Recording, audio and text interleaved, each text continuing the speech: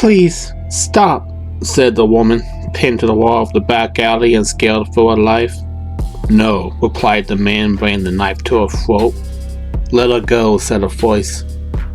The man turned his head to find bleeding red eyes staring back at him. Demon, he cried as he shot the knife and ran away.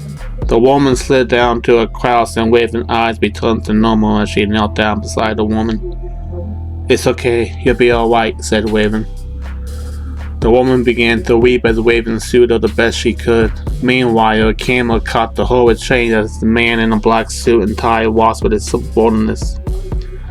That was quite a display, if I do say so myself, said the man in the tie. His name was Ethan Rivers, a mob boss in Kansas City. Who is she?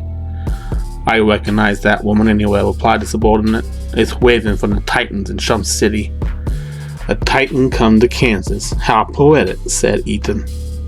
She hasn't interfered in our business yet, but it's only a matter of time before she sticks her nose where it doesn't belong. Those capes and couches can't help themselves, said the subordinate. Then have her dealt with immediately, replied Ethan. I know just who to call, said the subordinate. The subordinate walked off as Ethan looked back at the camera feed and smirked. The next morning, Raven was standing in front of her bathroom mirror, examining her facial features closely, as if expecting something sinister to emerge from her skin. Then a knock at the door. Raven, I need to use the bathroom, said Zira. Coming out, replied Raven.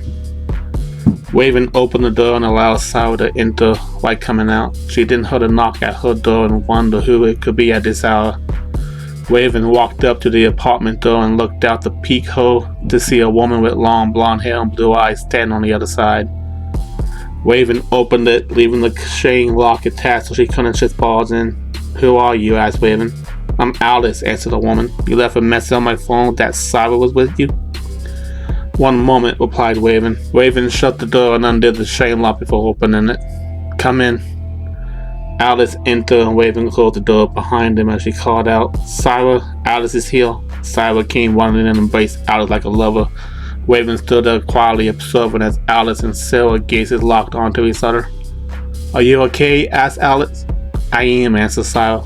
Thanks to her, she added, glancing at Raven. Alice looked over towards Raven. Thank you. Don't miss it, said Raven. The two left the apartment and Raven went over to her living room window, looking out to the city skyline when suddenly a loud bang went off and a bullet came shattering through the glass of the window right through the shore on Raven's forehead. But with a quick barrier, Raven halted the bullet and froze it in place as she looked out over the horizon to see a sniper in the distance. The bullet fell down towards the sheets and Raven was gone in a flash. Now standing on the rooftop to see the sniper up close, she recognized him instantly. Deadshot, said Raven. Deadshot stood up and turned around with his rifle raised. You should have stayed in Chum City, Raven. Who hired you? Asked Raven.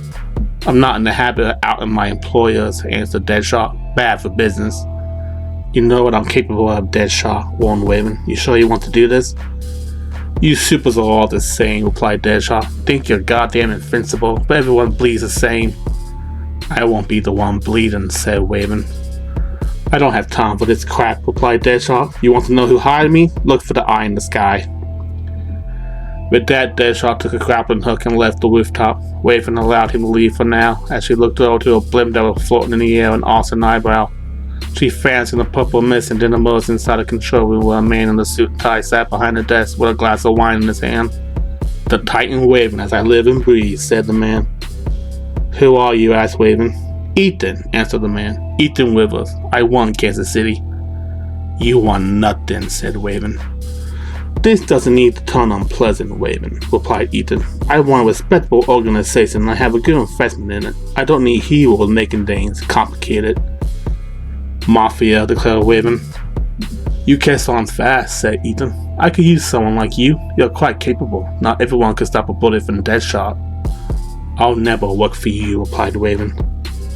Really, said Ethan. That's too bad. Guess I'll have to dispose of you. Ethan snapped his fingers and suddenly a large man in a mask buzzed through the door. Red eyes button on the mask. Raven knew him well. Bang, the man who broke the bat. Good morning, little Raven. You should have taken Mr. Rivers' offer. Now I must dispose of you. Raven turned her full attention towards the beast of a man now standing in front of her. I wouldn't have thought a simple crime syndicate in Kansas City would be your speed. Neither would I have thought to find you here, replied Bane. Alas, fate has a funny way of bringing people together. You sure you want to do this? Asked Raven. Do you? Replied Bane. Bane took a step forward. Raven launched the shed ties to Dawkins, and she had Bane, who withstood and with sheer force of will to advance on Raven. Raven used her smarter frame and speed to avoid Bane's grip and massive strength. Ethan merely sat there and showing his wine like there wasn't a battle of wits going on right in front of him. Raven kept out of Bane's grip, but knew even she didn't have the stamina to do this forever. Her eyes bled red and a barrier now surrounding her body as she floated up towards the ceiling. This ends now, cried Raven. Bane went to swallow out of the air like a fly, but Raven cast a spell on Bane's mind. He began to see a mirror image of Batman. The image moved and came at Bane quickly, who went to grapple with him. Should still Raven sent a wave of telekinetic might so powerful that Bane went flying out of the window in front there? Even Raven wanted to know. Raven landed on the floor and walked over to the mob boss, who was still so calm, like his prize fighter didn't just go crashing out the window. I thought you Titans had a no-kill rule, asked Ethan. If you think falling out a window will be enough to end Bane, you're sorely mistaken, answered Raven. There's no need to be uncivilized, replied Ethan. Surely we can come to an understanding. One away, never return, said Raven. I can't do that, replied Ethan. Then I'll ask you another question, began Raven, placing a foot on his shell. Can you fly? Ethan raised an eyebrow as Raven shoved the shell he was in and sent him crashing out the already shattered glass of the window as he went forward in several stories. But right before he could fall to his death, a telekinetic pull caught him and stopped his descent, allowing him to fall to the pavement in peace. He looked up and saw Raven staring down towards him with bleeding red eyes. The message was loud and clear. Ethan stood up and fled, no longer finding Kansas City worth the price. As for Raven, the battle was just beginning. It's time to fight, it's time to fight, it's time to fight.